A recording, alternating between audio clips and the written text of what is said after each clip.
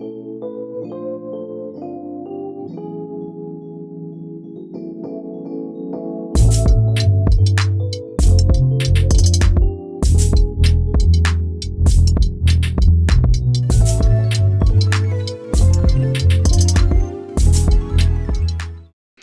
and good evening and good morning, and to those who have joined us.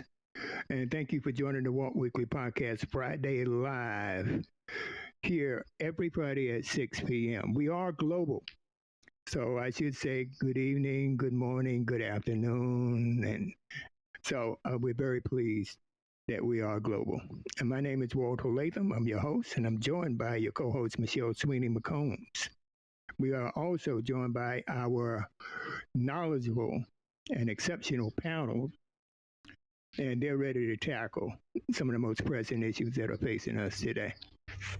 All right, for your information, we do a rebroadcast of this show on Sundays at 3 p.m. And that podcast can be found wherever you get your podcast, free. So, on this week's show, let's get right down to business. We want to discuss what TWW is acknowledging is a rise in Jim Crow.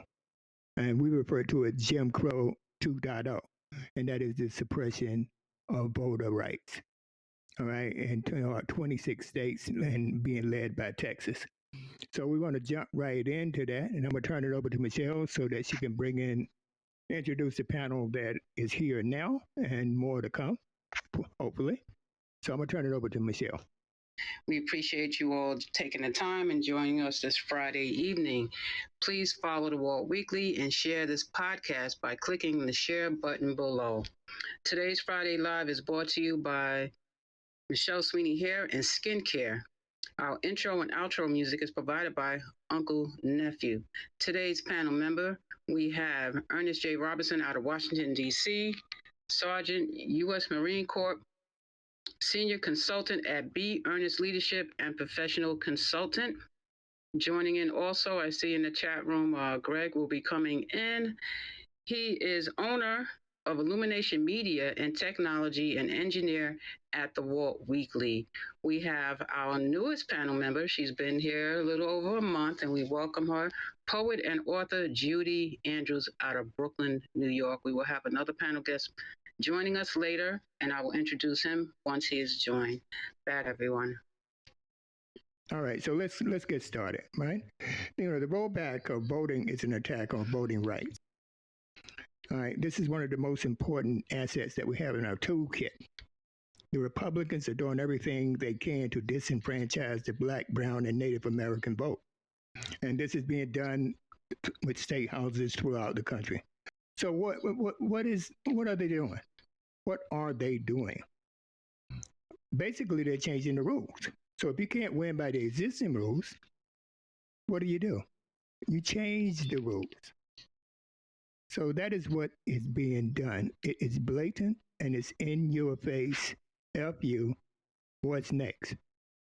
If this fundamental right is taken away, what recourse do we have? And that's what we're going to explore, along with the history of Jim Crow.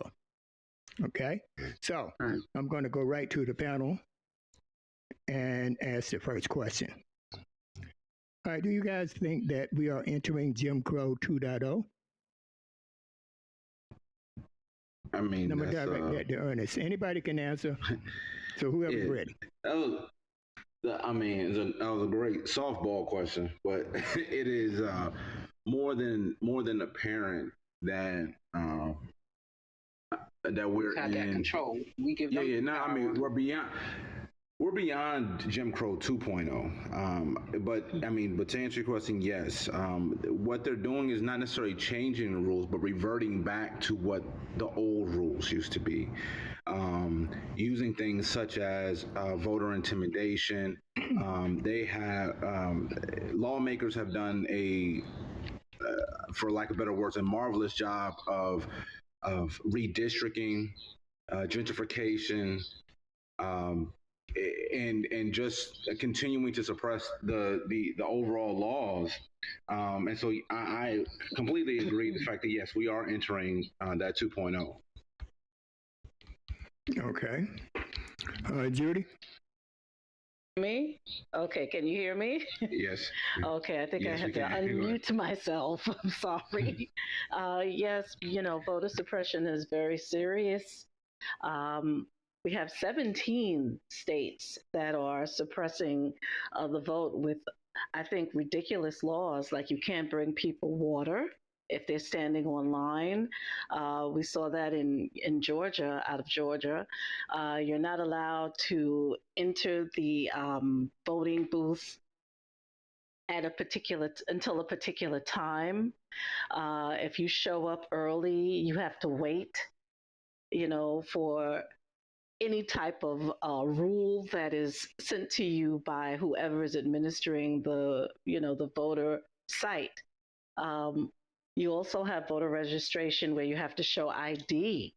That didn't happen. That happened in the 60s, and even before Jim Crow, you were forced to take ridiculous tests, the bubble gum test, the marble test. You have to figure out how many marbles were in a were in a jar, and you had, and of course you would always get them wrong because you wouldn't know.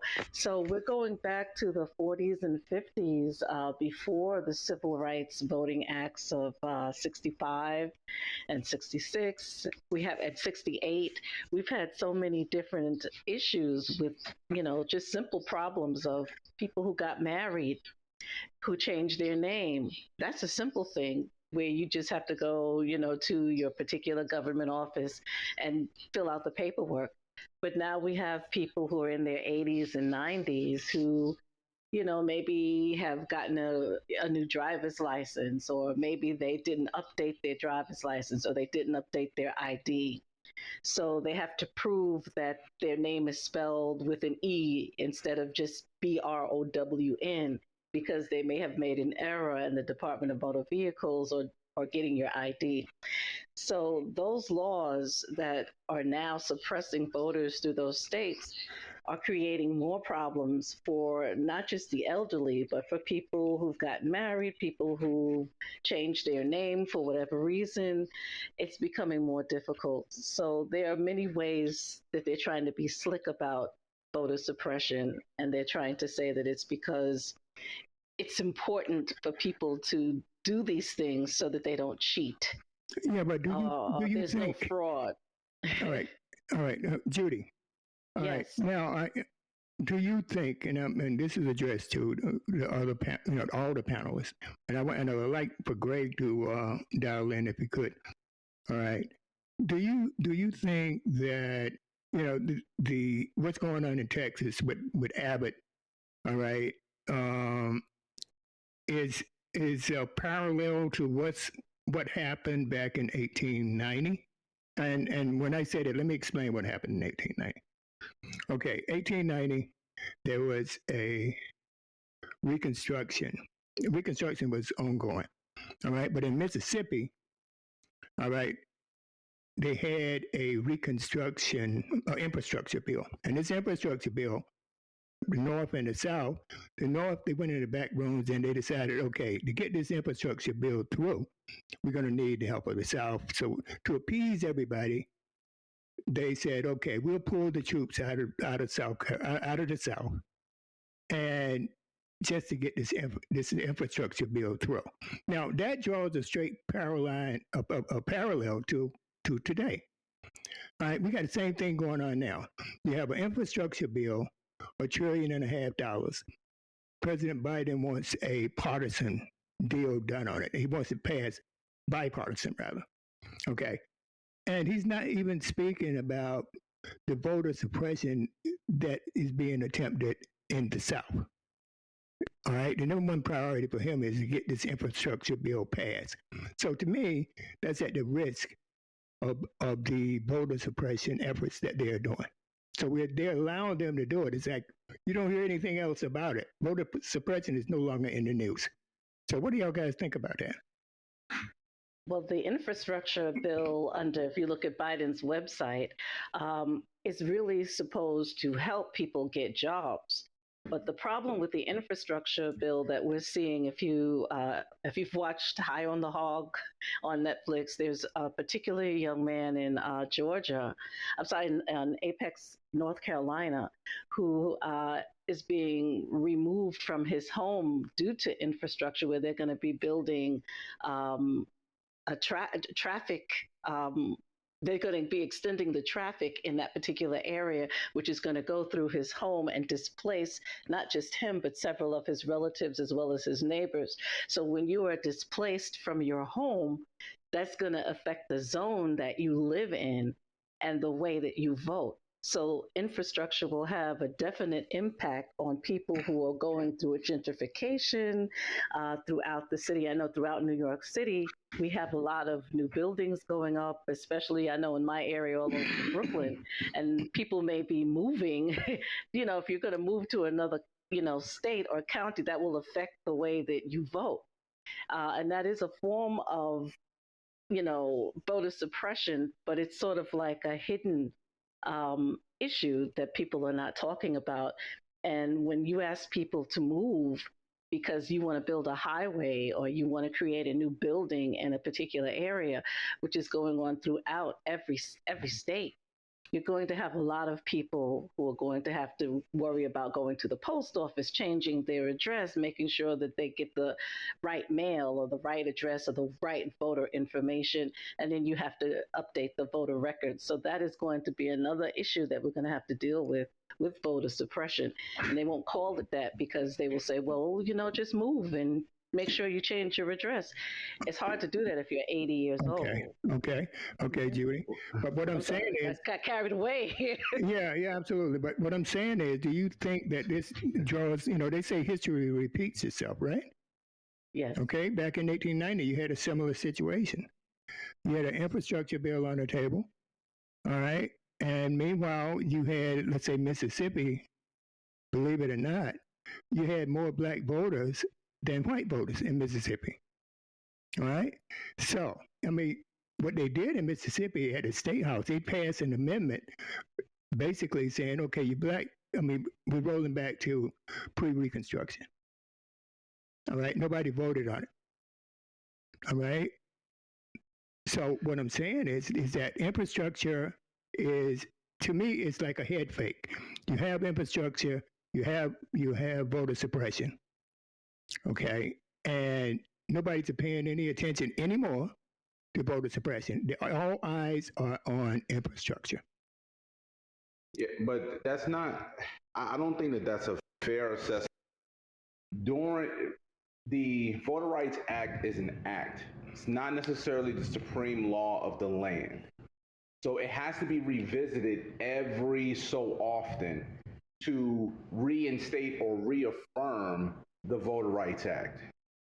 Throughout, from 2010, and pretty much since, the Voter Rights Act has always been in jeopardy, right? But we had the Crimes Act bill of 1994. We didn't strengthen the Voter Rights Act during that time. You fast forward to President Obama getting elected, so then now you have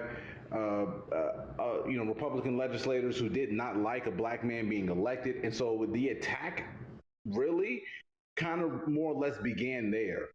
Between 2010 and 2015, they gutted various sections of the Voter Rights Act, while still not even an infrastructure bill, which is going to give jobs and money, but people wanted to pass and legalize marijuana. So now there are more states that have legalized marijuana than there are the states that are actually implementing these voter rights suppression laws. But the focus has always been on something else. They put a carrot out in front and everyone focused on this, and so they've been dissecting the Voter Rights Act. And so now we're like, okay, well, hey, President, this particular administration, hey, we need y'all to, really focus on this. I think we've lost sight of some of the things that we could have done to prevent this. So I don't think it's just the infrastructure bill that is the issue here. All right, but it does draw If that makes parallels sense. to it. Yeah, it does. It does. It does. Yes, yeah. Yeah. But, what is the 15th Amendment? The 15th Amendment, let me just read it off real quick. The 15th Amendment basically says, the rights of citizens of the United States to vote shall not be denied or abridged by the United States or any state on account of race, color, or previous condition of servitude. Right? Now, that's the 15th Amendment.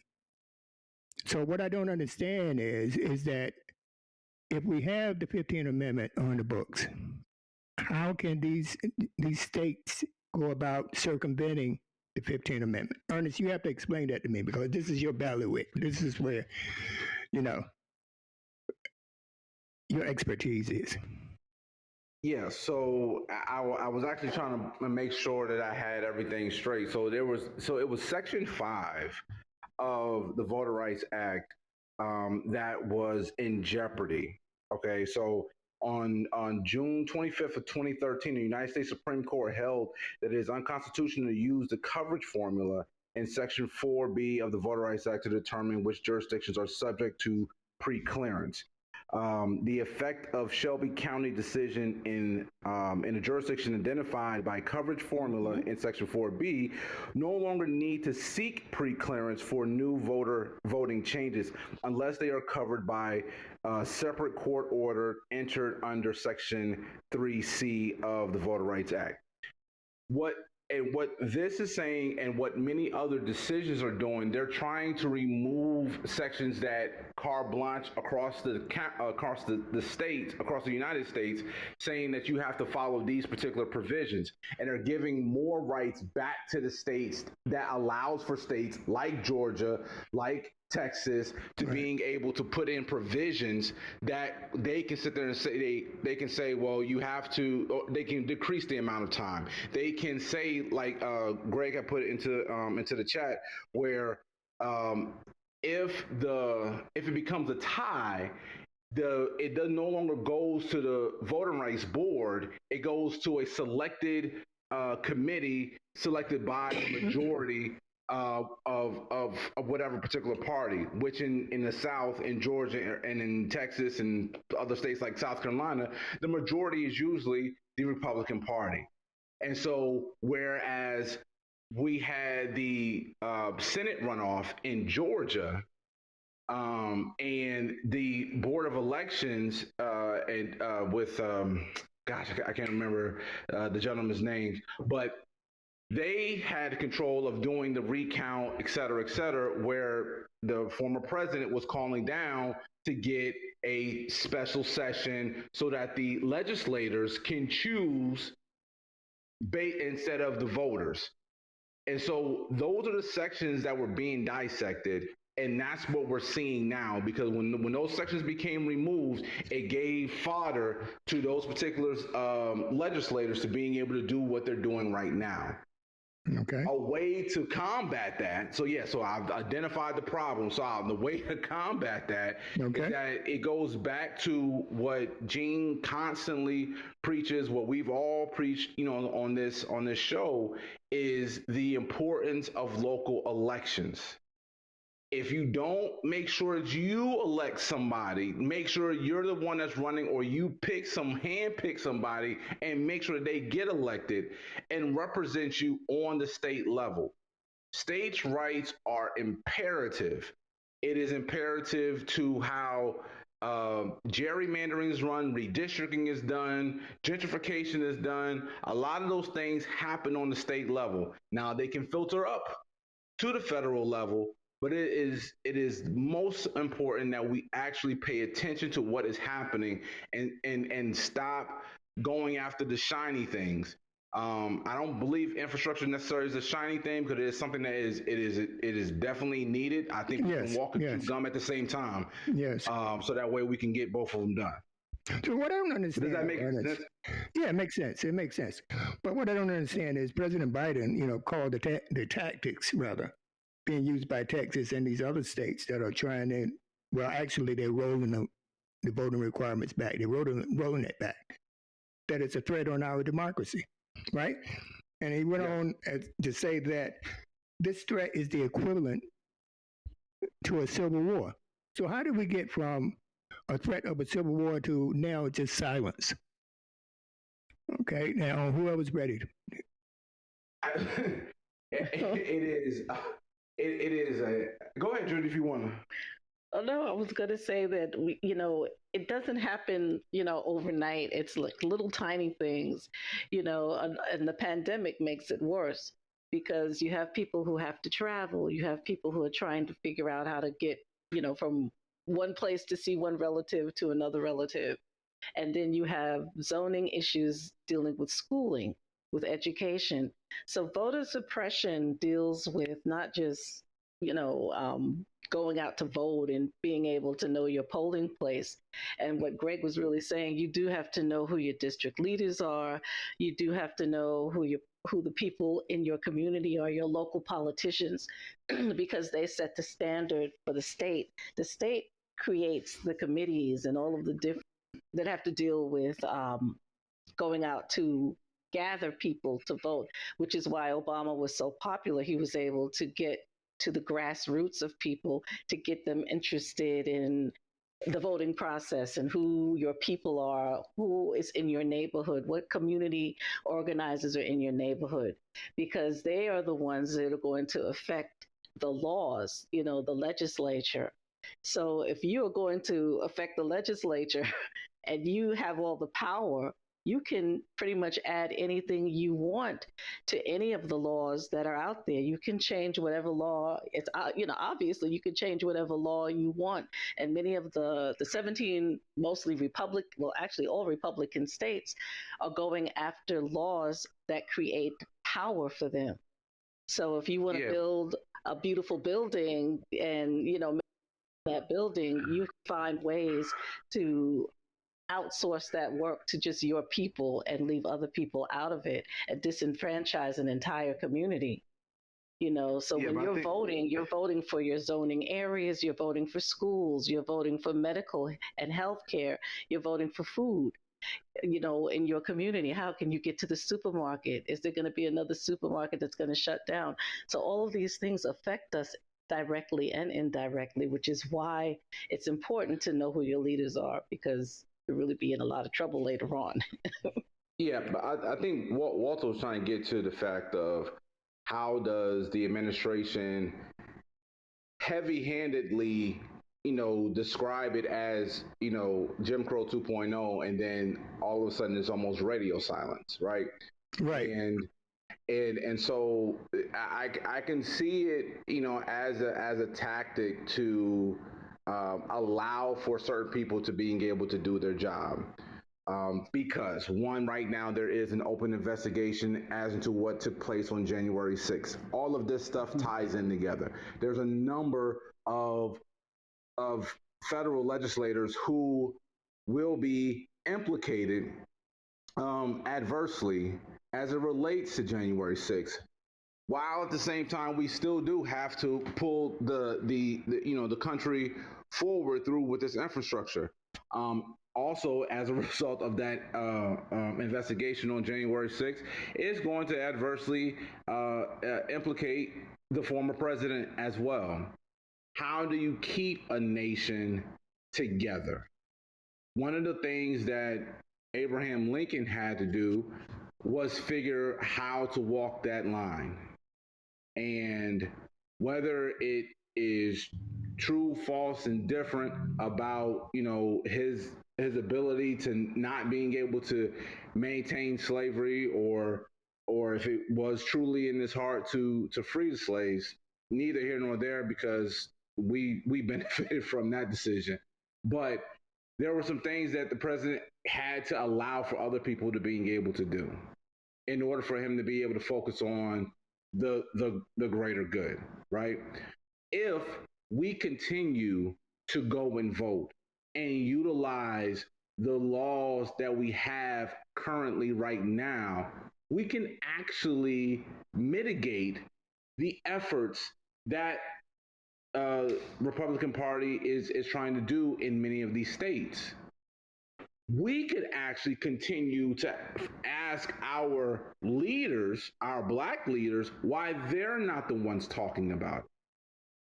Part of the reason why an elected official may not necessarily talk about something as much is because they're doing the will of the greater good. And if we feel that it's the greater good, then that means we need to continue to talk about it and make them talk about it. Not just Biden, but every black member of Congress. I think y'all have 2 junior members of Congress from New York. Mm-hmm. What is their position on it? How vocal have they been? The individuals that we just put into office, where are they? They have a platform just the same way. And they could put more pressure on the Biden administration to be more vocal. But where are they? What are they doing? I mean, okay. we can't point fingers if we're not the ones actually doing the work. Most people, if you're sitting in your car on the side of the road, everyone will drive past you. But more times than not, if you're pushing the car, somebody will stop and help you push. You can't just sit there and say, well, ain't nobody coming to help me, because you ain't doing no work. Yeah. Okay. And so, right, to what I think, yeah, go ahead. What do you say, I was just going to say, to answer your question, Walter, a lot of it is also with lying, which began with the Trump administration, where he has these loyalists now who the majority of the Republican Party believes that Trump is the president. They still are pushing that lie. And if they feel if you repeat something over and over again, people will eventually believe it. So you have this idea that there's voter fraud. Yeah, well, I think that the underlying current is, the big lie, as they refer to it. Okay. Yes. But I got Chris in the house now. And Chris, how you doing? Hope everything is good, man. Thanks for joining. Great. How you guys doing? All right. Fine, thank you. Good. So, good. Have you been following so far? I just heard a little bit. Heard Ernest, who was very eloquent in his statement there, and he was right on point. And Judy is right too. The big lie is a big part of the problem with with these states going forward with these voter rights and trying to take people's rights away from them, because we are clouded with that nonsense, and it needs to be dealt with, and it needs to be dealt with quickly. I don't know why this guy is just looming so large over this whole thing. You got this Mike Lindell on every station with his foolishness. There's absolutely he never provides any proof of anything. That's a pillow guy, right? Yeah, and they just keep feeding into this. This guy's on TV all over the place. And as long as you can push that lie out there and cloud, everybody's chasing that, you can't watch them what they're doing as they roll back the clock on us. And people need to get out, be vocal, put pressure on their elected officials. This is not something that's going to go away on its own. I think they thought the big lie would just disappear. It's not. It's picking up steam, to be honest with you. Why would you say that, though? What would cause you to say it's picking up steam? What do you see? It's picking up steam because people have now lost all trust in the system. They have effectively brainwashed these people into believing that their vote didn't count. China hacked the system. There's absolutely no, when you don't need proof and you've turned the people, that's powerful stuff. They have no proof. They have offered nothing, not one shred of evidence, yet they've turned people. They got people believing this. And this is bad business. Okay. I don't know where we go. I don't know where we go as far as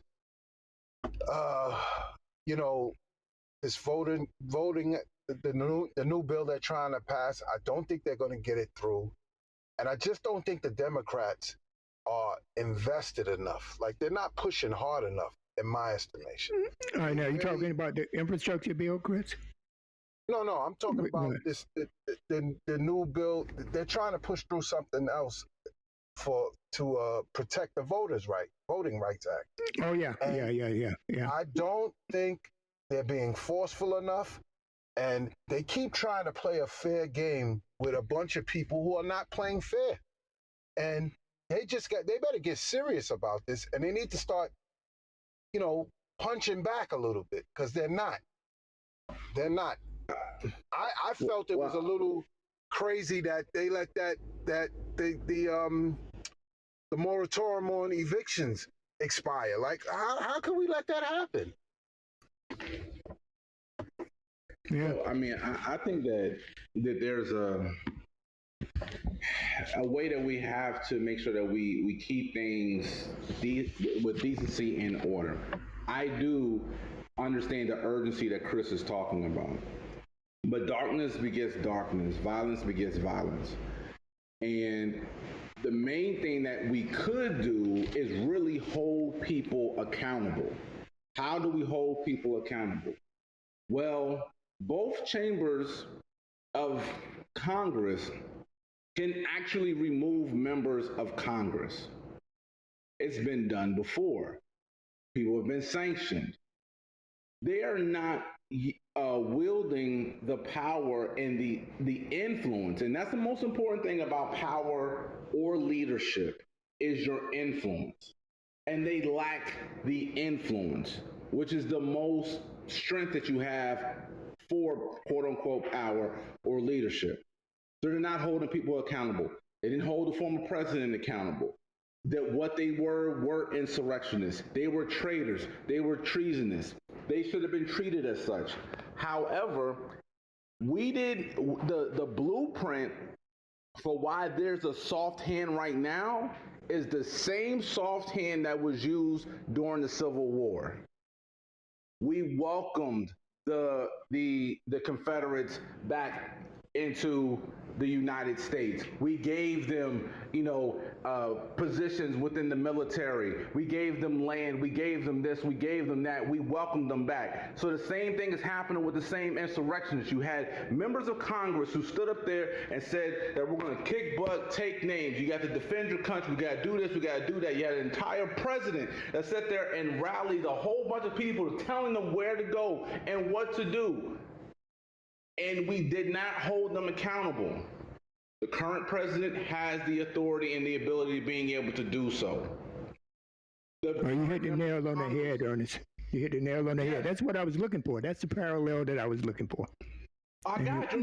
Yeah. And so that's where we got to be able to get to, and it goes back to getting our members of Congress in our individual states and sitting there and saying, hey, no, we've seen this movie before, and we need you to do more. Because to your point, Walt, that's what began the soft hand with the Reconstruction, with moving into Jim Crow. And so to your point, yes,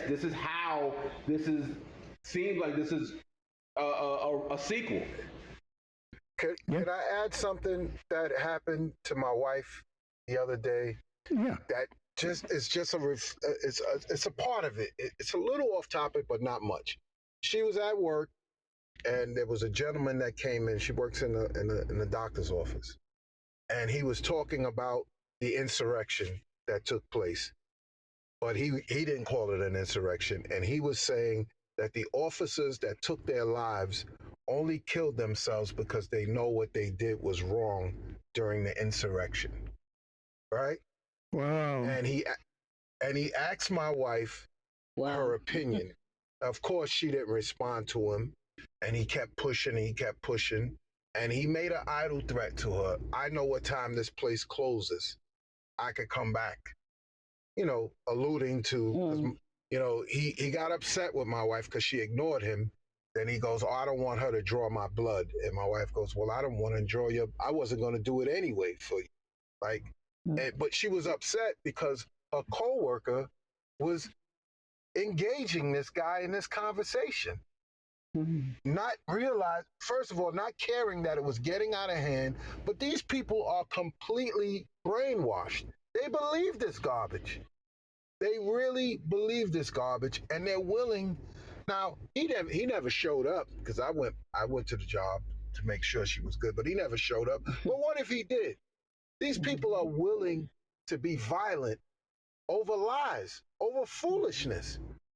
This is how far gone some of them are.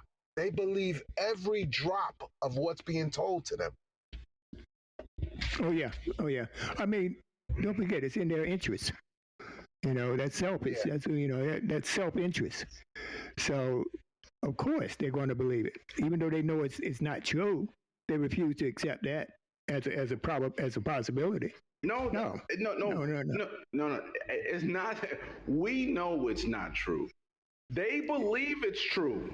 They believe it's true. They in their heart of hearts, they believe it's true. They believe that what they did on January 6th was the right thing to do. It was patriotic. They really believe it. Right. Yes. Yes. This is. And they're turning on the police officers. This is the same group of people. Blue Lives Matter, right? The police come first.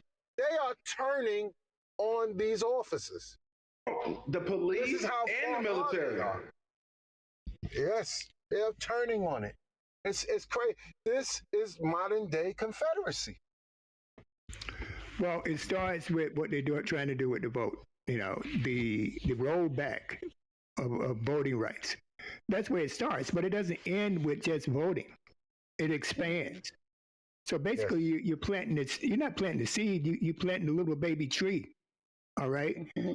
Okay, and that tree is going to bloom. So the rollback of voting, the voter suppression is just the beginning of what the attempt is going to be. Yeah. So how do you think about that? Well, I agree that it's not limited to. This is just a vehicle to being able to, or ends to a mean, or means to an end rather, because what they want to do is reduce the influence of African Americans. That's what it's always been. Right. Ever since going and people don't like going back to slavery, but ever since slavery, when they had that first with the black slaves and white slaves during that first rebellion, it was how they were able to separate, saying, "Hey, we're going to give you a little bit more. You may be a slave, but at least you're not black. You may be poor, but at least you're not black." And to them, they would rather have nothing, or they would rather have little to make sure that we had nothing. Right. Or just to make sure they would have nothing, just as so long as we also had nothing. Right. Because that's what that type of hatred believes in. And it's been fed through sources like Fox News and their various anchors, like the former president and other members of Congress, and then their state legislators, and then their judges, and then their sheriffs, and then the district attorneys, and then their prosecutors. And then our silence makes us complicit to everything that we see. When we do focus on things like legalization of marijuana, when we do focus on things that are outside that really don't really matter on a day-to-day basis. Right. Like we take for granted. There was one thing I was sitting there saying that we take for granted the things that we have that are free. We take for granted our life, our air, and stuff like that because we have it. We just have it. We didn't work for it. And a lot of people take voting rights for granted because they didn't have to work for it. Many people were born into it. Some people don't remember the fact that there was a time that you had to fight for voting rights. So this is something that's new. Right. And so now they take it for granted. And so we can't take it for granted anymore. We have to be able to replace value on the things that we have in our lives and our priorities. Absolutely. Yeah, or they give up. That's something. That's something that people are raised with, though. We have to start teaching our children at a very young age, just like we need to teach them about finances. You need to teach them about the political system as well, how things operate. It shouldn't take. They shouldn't be waiting till they're 18 years old and they can vote to understand what they're doing. So many people are out there and they don't even know how the process works. They don't know anything about it and they're not involved in it. It is something that has to be taught at a very, very young age. Definitely. And most of them say, oh, my vote doesn't count. Why wouldn't your vote count? That means they're ignorant on the process of voting, what it means. And a lot of young people don't vote. Older people too. I'll correct myself. Yeah, I have a friend who's, in her, well, I won't say how old she is, but she's older and old enough to know better. And she actually told me, what am I voting for? What's the point of voting? Nothing's going to change.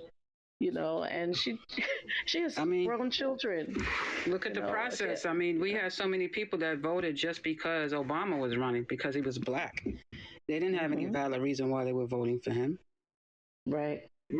And so to Chris's point, to everyone's point, part of it is that there is a level of embarrassment, right?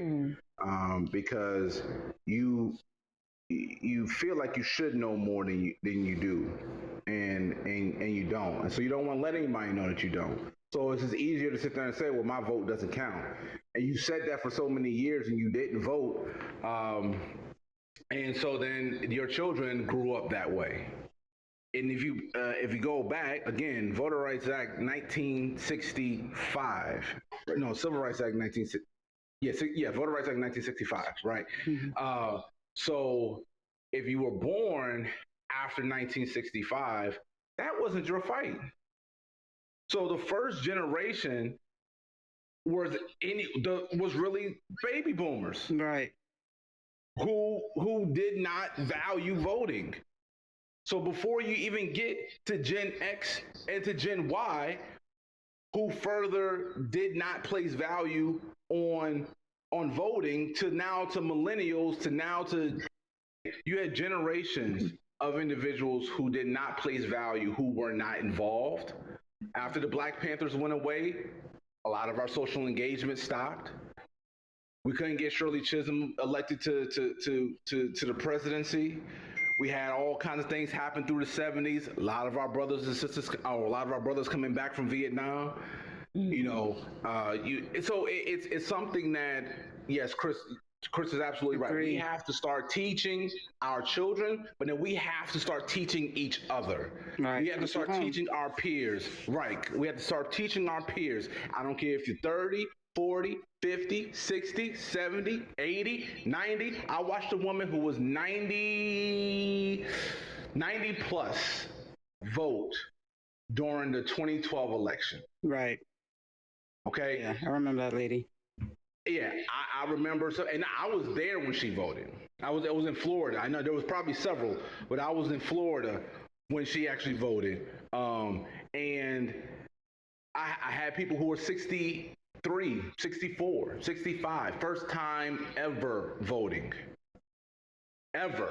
And that was in 2016. Right. Well, so that was even, they didn't even vote for the black president. They didn't vote for the black president.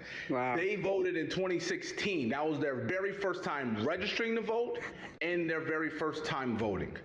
So we cannot take for granted the fact that just because they're of a certain age and a lot of people weren't involved as they want to feel like they're involved. A lot of people weren't down with the cause, and now they want to be like they've been doing this for the last 30, 40 years, and you really haven't. And there's no need to shame somebody who wasn't involved. We just need to start encouraging people to get involved.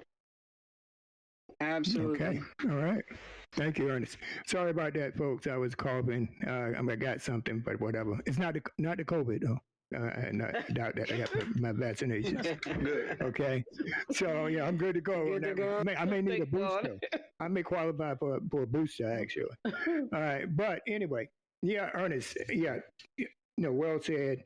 You shed a lot of light on that, and thank you as usual. But the tactics that are being employed with the voter suppression is a frontal attack. All right, I mean that's right up in your face. Okay, what are we doing about it, guys? Now, have you heard what our counter efforts are? No. All I hear about is having hearings about the insurrection, which should take place. But I think, I'm not hearing enough or anything on what they're going to do to counteract what you can't rely on the federal government to do everything. That's the no, definitely not. This stuff is local legislators, and we need to put pressure on people in our locales to let them know that we are watching and we're on top of this. And the problem is, again, people are asleep at the wheel, and they're not involved, or they don't understand, and they don't believe that this can happen. Yeah, well, Democrats. It's not a foregone right for us to vote. You know what I'm saying? There had to be something passed to allow us to vote. That could be taken away, and people don't think that it can be. Well, they're trying to take it away. Yeah. Or to minimize it. Can't even get people to fill out the census, so they're against that as well. Right. But these, they don't realize voting and the census brings services to your communities. So that's why we're underprivileged, because we're not filling out, we're not voting, we're not going to the town hall meetings, we're not filling out the census so people can know how many people children you have in your home, so you can get community services, etc. Supermarkets, everything. People have to realize that these things count. If you're not part of the community, why are you complaining? So but that's the thing. That's the thing. Is that the reason the Republicans are doing everything in their power to minimize our vote is because we were effective during the last presidential election. We were effective. We literally put President Biden in place. We did that. Right. That's why. I mean, it's no fair. It wasn't fair. It wasn't fair because the black vote was there. The minority vote was there. We made him president, and as Chris Abrams, a big part of it. Right. But right. I mean, we were marshaled. We all got on the same page, and we all started marching to the same drum beat, and that's how President Biden got elected. Otherwise, that's why the rules are being changed. Mm-hmm. Right. That's why the rules are being changed. And they want to nullify all votes. Not only minorities better be on their toes, women as well better be on your toes, because if they get one part, they coming for them too, because women helped change the vote, the White House. It wasn't just minorities. It was a lot of women out there that voted, and they want to take their right to vote away as well. Right.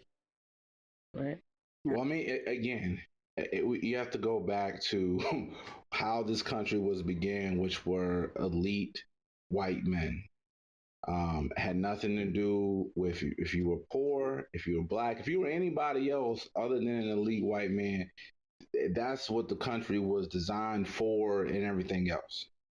However, I did this analogy or asked this question when I was in college.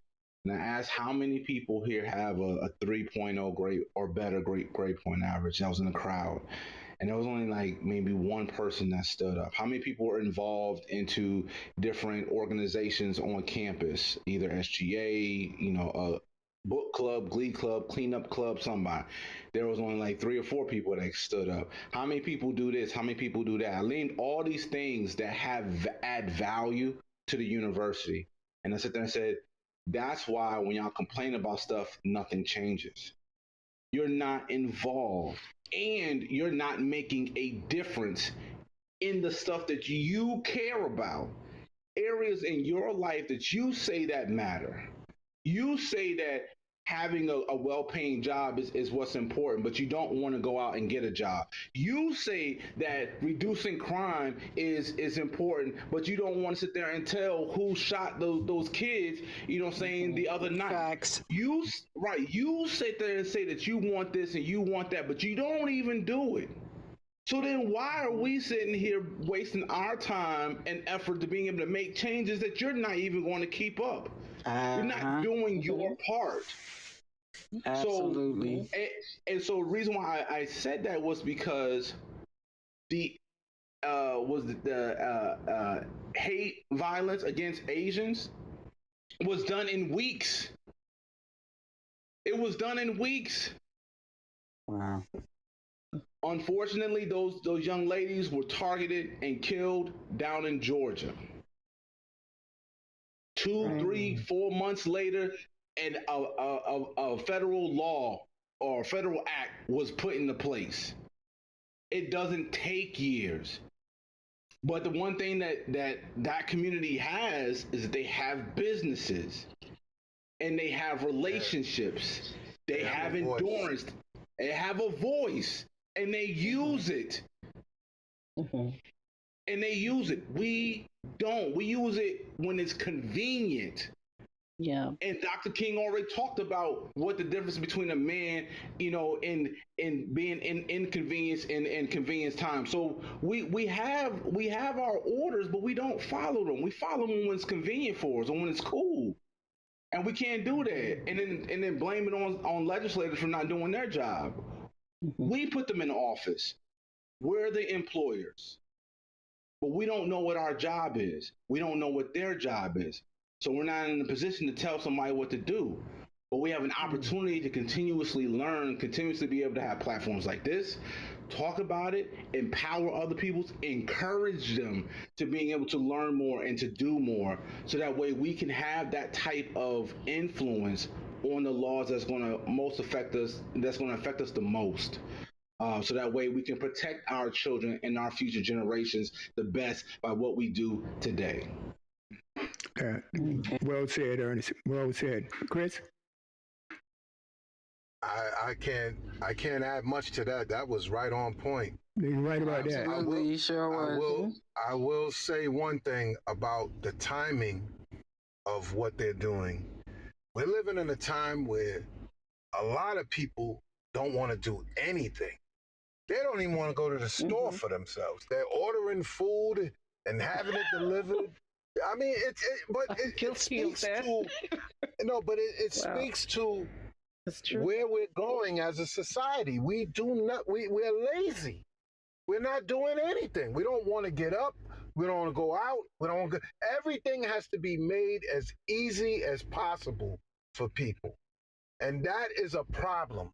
People don't want to go out. It's a bother to go out and vote. It's trouble. I gotta get up and go. My God, right. I gotta go register. There's no other way to do this. Yeah, I gotta stand online for 2 hours. I cannot say, I can't say that's a blanket situation. That's a broad situation. You have exceptions, and I think the people you're referring to are exceptions, Chris. All right, that's what I believe. I think we are losing sight of where we are as a society. People are lazy. They don't do the work. Listen, you got Mike Lindell can be out here all day, every day, telling lies, and he could be fact-checked. People just don't do it. They're lazy. Yeah, but he's a rich guy that's crazy. He's a rich guy that's crazy. Okay, but the rest of them are not rich and crazy. They're just lazy. They don't even want to seek the truth. They're too lazy to go find out for themselves. Pick up a book, read it, Google it. It's not hard to find out the truth of what's going on or what's happening. And take a moment, take one evening to go to a open school night or go down to the Board of Elections. People don't do it. They are just lazy. And they think, I put them in office, they're supposed to work for me, and that's the extent of my job. I did what I had to do. No, you got to do more. Have you all seen the movie Wall-E? Yeah, a It's long an time ago. animation film. No. It's an animation film, but it speaks to what Chris is talking about. Now, the story is about this little, almost like a Johnny Five type little character, whatever the case may be, that's picking up trash all over the place, whatever the case may be, putting things where it needs to be, fixing stuff, making it smaller. But it talks about a world that got so lazy, they went off into the atmosphere where they're obese in these hover chairs. They get their food delivered to them. They go to the bathroom in their chairs. They take showers in their chairs. They don't do anything. And it's a whole nation of people who left Earth because they didn't want to do the work and did not want to appreciate, again, the things that they have, the ability to walk, the ability to see, the ability to love and hug and do certain things and take care and protect and provide to be in a position to provide for your family. Like you may not have the best of days, right? But you have an opportunity every day to do something. And they did not appreciate that. And the whole movie had, different overtones of how you can actually look at, life and the appreciation of it. But Chris is, absolutely right. And movies, saying that have some artistic form of reality. Right. Mm-hmm. And that's what our society could really be that way. And if it's not that you're obese, physically, maybe your mind is such, like you're not using the mind the way that you need to, because you're just so lazy that you won't look something up, you won't contest what somebody says. Like, but don't you think if you agree with it, go ahead. Right. Yeah, I'm sorry, Ernest. I didn't mean to cut you off. But don't you think that, and Chris, I'm also referring to you, directing this to you. This is not a racial. This is across the board. This is transracial. Right. This is young people in these various generations that didn't have to work hard because their parents did it. Okay, so they're riding. So this is not a racial. It's not a stereotypical situation, right? No, I agree. Well, but what I'm trying to piggyback it with is because we as African Americans can't fight this battle by ourselves. We need people to help us do this. But if you got a society that is lazy and nobody sees anything until it hits their doorstep, until it's at their feet, right, then they're a part of the process. But not until it affects them. And we need everybody. Black, right, white, they don't brown, appreciate it until you lose it. Right. Yep. We need everybody. Right. Let me tell you something. In a couple of weeks, we're gonna have a big problem on our hands with the schools opening with this COVID. Yes. Nobody is saying anything right now. Not a word. These people should be down at the Board of Ed. They should be down at their elected officials, finding out what the plan is. But they're gonna wait to the last minute because they're expecting somebody to do they're expecting somebody else to do the heavy lifting for them. These are your children. Yeah. These are your All right. If you're not talking, go on mute, please. Yeah. But you understand what I'm saying? These are our kids that gotta go out into this world with uncertainty surrounding this, and I don't see a big swell of people making a stink about it. They're gonna wait till the last minute. And it's going to be too late. Part of it is because going to school has been a form of childcare.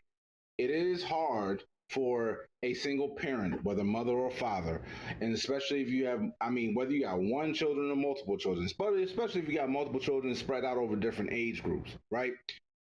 It's hard to be able to go to work when you have that.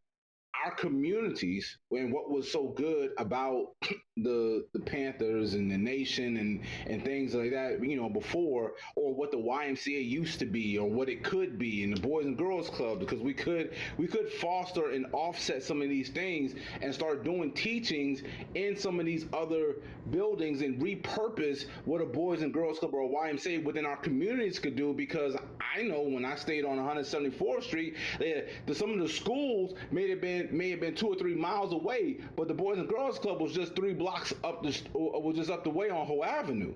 And if we had turned that into a school, if someone had repurposed it and sit there and say, okay, well, the kids can't go to school, but at least they can come here or something. Or to being able to help with parents being able to get back to work. So it's a rock and a hard place. But again, we have to learn how to walk and chew gum at the same time. But Ernest, we've been living with COVID for over a year and a half now, coming up on 2 years. Yes, This is not a new thing now. It's not new. Right. This problem is coming and it's steamrolling. We got 3 weeks left to this month. School is right upon us, and there's nobody coming up. There's no plan. I haven't heard New York City come out with any plan as to what they're going to have for these children going into the school system. And where are the parents making a stink about this? Because this is a big problem. This Delta virus is spreading fast. We looking like we're going back down to shutdown mode. What is the plan for these children? Okay. Yeah, I agree. I mean, it's going to come to, okay, next week school starts and everybody's going to be, raising their voices, yelling, screaming, what are we doing about this? What are we doing about that? So, unfortunately, both my kids are grown. I do have my granddaughters. And, yeah, I mean, I do put myself in their situation, and this is such a unique situation to be in as a parent with a child in school. What are you going to do? I mean, I heard some people ask for remote options. I know we're not jumping off topic, but I think that it's the right thing to do at this moment. So, what are we going to do? Do they go with mask? Do we vaccinate? That's one of the decisions I do not want to make for my child. All right, I wouldn't want to be in that position, and I don't envy anybody that's going to be in that position to vaccinate or not to vaccinate someone under 12 years old. Hey, Walt, I have a lot of teachers that I'm friends with. They don't even have financing for the remote program anymore. It's like they don't even know what's going on. The teachers, they're like, there's no money there for it. There's no plan for it. It's school open or bust. That's what it looks like. And it's a problem because these kids are getting COVID now. Young people are getting it. Yeah. 15 and under, they're getting it. That's the scary part, man. That's the scary part. And that's why I recommend people get the vaccination. That's just me. I tell anybody, they ask me, get the vaccination. Because you protect them more than yourself. Mm-hmm. All right. Okay. So anyway, I think we had a lively discussion. We have revisited voter suppression maybe 4 or 5 times. And hopefully we won't have to revisit it. But I think that we did cover and provide to our listeners where we are at this point in time. But you know something? I was reading and it indicated that 40% of Republicans think that if they don't get satisfaction from the courts about the fact that Donald Trump is not a fact, about the big lie that he actually won and there was some, a sleight of hand in the vote count and ineligible voters and things of that nature, that they should take matters into their own hands. And what does that mean? Did anybody hear about that? Secession. It's, again, the same thing that happened back with the civil rights. I mean, similar situation, parallel to the how the Civil War began. They have an issue in which they feel that there is an imbalance of power, an imbalance of influence. And in order for them to be, if they felt like the United States was not doing what they wanted them to do, then those particular states felt like they needed to secede in order to being able to have what it is that they want, to be validated in their hatred, to be validated in their bigotry, to be validated in what it is that they believe in. And so that's what we're looking at, what we're seeing right now play out again, potentially play out again. That's correct. States like Texas and Dallas, Texas, states like Arizona, states like Florida, mostly Republican states, unfortunately, they feel that they're going to lose something, that they're not going to make enough money, or if they have to shut down, people will be out of work. They think something, the big bad wolf is going to get them if people get vaccinated. And it's going, unfortunately, the people who are not vaccinated are going to be the ones that are going to suffer the most. And it's going to affect the people who are vaccinated. And the children are going to suffer even more. So something has to be done. And I like the idea that it's up to us to do something.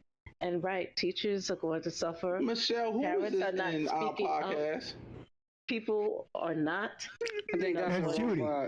No, he's talking about in the chat room. Oh, I didn't see. I'm not looking down there. Yeah. Right. Well, thanks People for are not joining going- us, hater. Go ahead. Yeah, people are just, especially parents, they are just not standing up to what's happening, and they're not paying attention, and they're going out and hanging out and do whatever they want without wearing a mask. I have seen so many people who refuse to wear masks. It's like, I'm vaccinated. Why do I have to wear a mask? You still have to wear a mask. Okay. And people are not getting it. They don't understand. Can I just interject for a moment?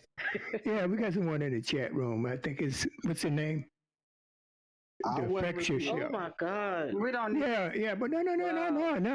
Look, where I come from North Carolina, so that's hey, that's not a problem for me. But I tell you what, once you follow, that way you can keep up with what we got to say. Because I'm definitely going to follow you. If you're a legit show, I will be following you. Okay? I appreciate you joining. So follow us. That way you can probably get some, get a different point of view. All right? But anyway, let's move on because I think I gave you enough credit. But I will be following you. Nah, all right. Give him no attention. Thank you. Yeah. I think our point has been made. That's the point we're making. There you go. That's the point we're making, which is why we have this show. Thank you. Exactly. All right. So with that said, we're pushing up against the clock. Another Friday. We'll be here next Friday. I'm going to turn it over to Michelle because, Michelle, you got some good news. Please join the Walt Weekly for our upcoming Friday Lives. August 13th, we have our sports edition led by the Walt Weekly engineer and panel guest, Greg Coleman, along with other panel members and special guests. August 20th, join us as we welcome Aleya Bundles, descendant biographer and journalist and great-great-granddaughter of Madam C.J. Walker. Aleya's nonfiction biography, On Her Own Ground, is the inspiration for Self-Made, the fictional 4-part Netflix series starring Octavia Spencer. Join us also Friday, August 27th, as we welcome Brittany for Congress, an African Latino Staten Islander running for Congress. September 10th, we will welcome Ms. Val Whiting, a retired NBA player who will discuss athletes and mental illness. Please join us and follow us at www.thewaltweekly.com, Facebook and Instagram, The Walt Weekly, Twitter, Walt Weekly, Podbean, The Walt Weekly. We can be found on all streaming platforms, and you can download our podcast for free. Thank you. See you at the next show.